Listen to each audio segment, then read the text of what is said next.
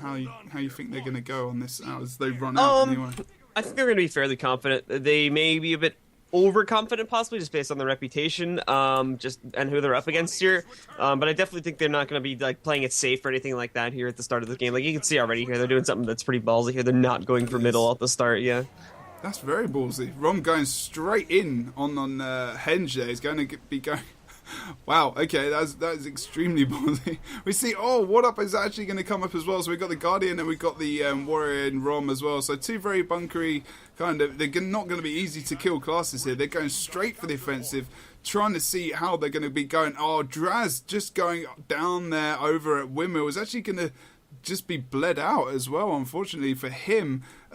Just going to jump back over to Henge now, as we do see that Bullet-Tooth Joe's gone down to about 30% HP. Kashmir's coming in now to try and get some support, so he did well to come and jump in there and try and support back at their home point. So that was a nice little move from him, getting back in that team fight there.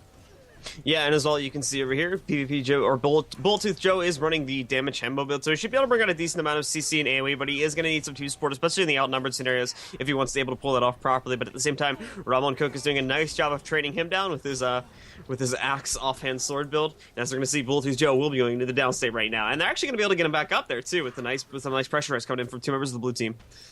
Wow, nice. This is a very nice little team fight over. He's trying to bail off the point, just trying to get any kind of... that's it. They're putting the playground on him as well. So that's a nice defense there, using that plague essentially as like a mini bubble. If you come inside this plague where I'm trying to defend my warrior buddy, Bullet-Tooth Joe, then you're going to be getting a little bit of pain, as Rom's just gone down there. No CC coming out though.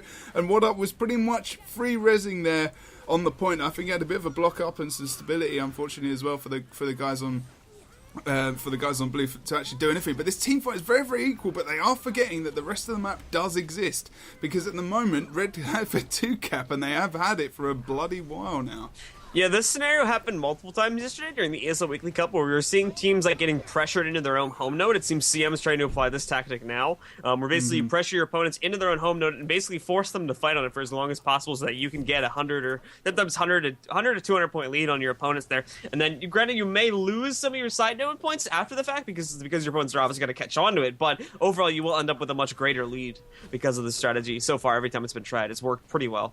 That's it. I mean, what I actually just completely didn't notice was the fact that Sizer is actually not here in this team setup. We do have the Necro Gengar here at the moment, who's doing a very, very good job. He's actually just finished, not just finished, sorry, Eternia has just gone down over on mine at the moment, so they've decided to go with Gengar. Whether or not Sizer is available or not for tonight's match, I'm not sure, but he's doing a very, very good job over here as Aliceless comes into the point now to try and help defend. But What Up Frey doing a very, very good job at rotating in and out of these team fights at the moment, getting down Eternia there.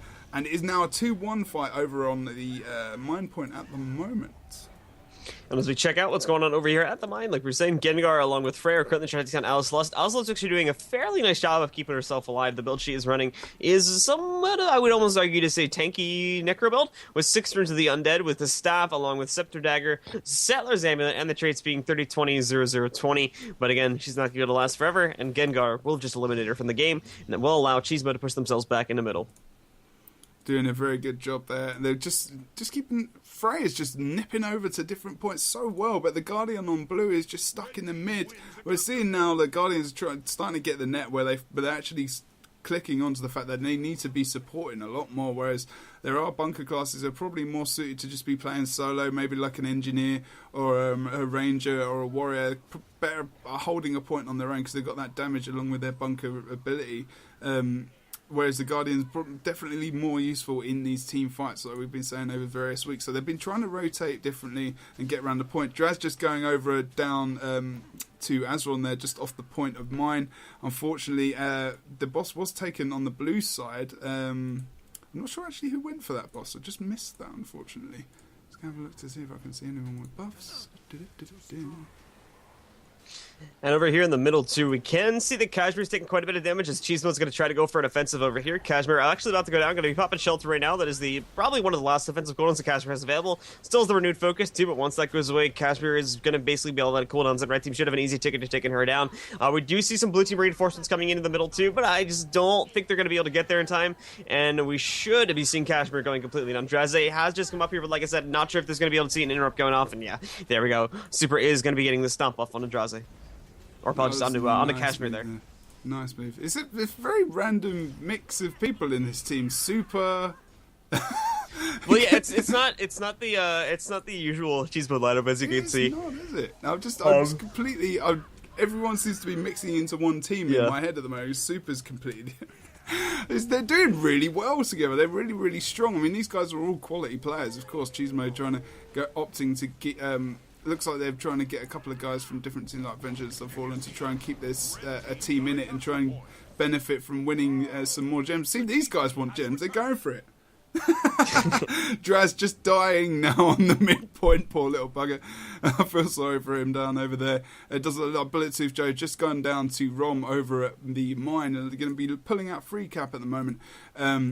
Cheese mode really dominating now, pulling ahead by about 260 points as they are hit almost 350, 281 at the moment. Blue need to maybe have a little rethink of the what they're actually going to be going for at the moment.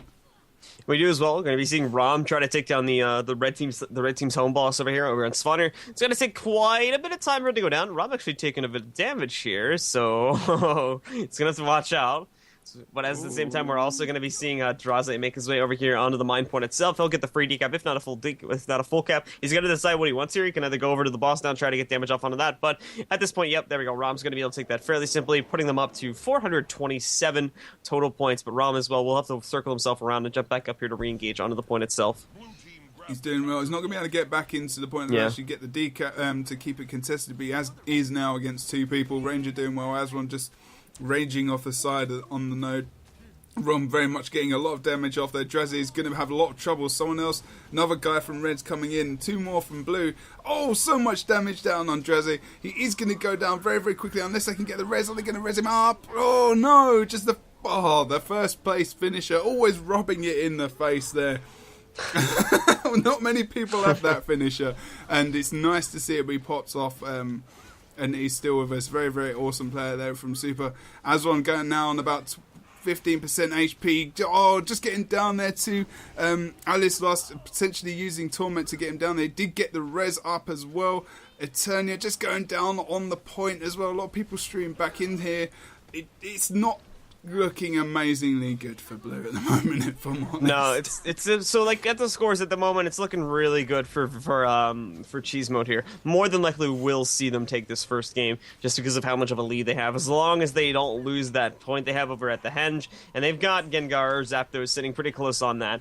So assuming he doesn't lose that, they should be able to take this game fairly easily. I think we will indeed. I think. Gengar's going to just finish the game off with this boss kill, but it does look like Draz is going to try and nick the kill, maybe. He's not going to give up. He's going to try and nick it. See how he's going to get it? No. Unlucky. Not going to happen, unfortunately. Even that close to 500, still trying to go for it. Trying to get those points. Doing a good job. Nice one, Blue and Red. Thank you very much, guys. 506 points to 138 on the Blue team. We'll be going into our second match, Fofire, in the coming seconds, guys. So hopefully you are still with us in chat. We can see we have almost hit 200 viewers currently for a Friday night, which is very, very good, guys. On a different channel to what we normally see, Guild Wars 2 Match.net tourneys normally on this channel, guys. So thank you very much for supporting. If you follow the channel, you find out more about those tourneys coming up. Also,